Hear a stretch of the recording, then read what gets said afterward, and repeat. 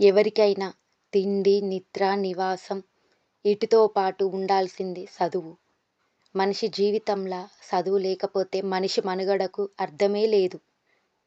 చదువు లేకపోతే ఇప్పుడున్న సమాజంలో బ్రతకడం మస్తు కష్టం. ఒక పూట తిండి లేకున్నా బతకచ్చు, కానీ మనిషి జీవితంలో చదువు లేకపోతే బతకలేము. అంత ప్రముఖ పాత్ర చదువుకుంది.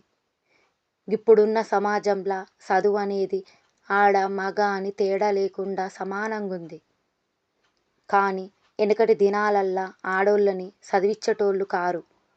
ఆడోళ్ళకు చదువు అంటే అదొక పెద్ద తప్పులాగే చూసేటోళ్ళు.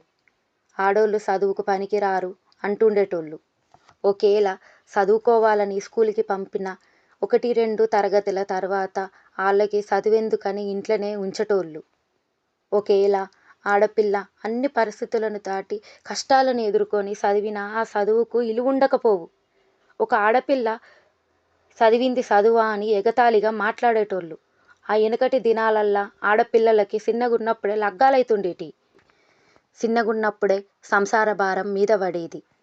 లగ్గమైన తర్వాత అత్తగారి ఇంట్లోకి పోయేటోళ్ళు. అక్కడ వయసు కంటే మించి పనుండేది. ఆ ఆడపిల్లలకి చదువుకోవాలని ఉన్నా ఆ ఇంట్లో పరిస్థితి చూసి చదువు కోరికలాగే ఉండేది.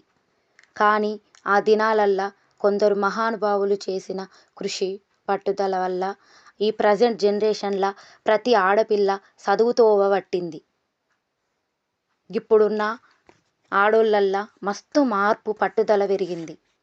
ప్రతి చదువులో, కొలువులో పోటీ మస్తు ఎక్కువైంది. ఇది అది ఏది లేనట్టు ఏ కొలువైనా ఆడోళ్ళు చేస్తుండ్రు.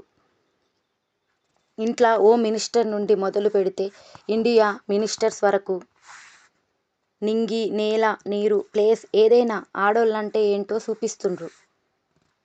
పూర్వం నుంచి గొప్పగా ఎదిగి ఒదిగున్న ఆడోళ్ళు: Savitribai Phule, first lady teacher; Sarojini Naidu, Mother Teresa; Rani Lakshmibai, Chakali Ailamma.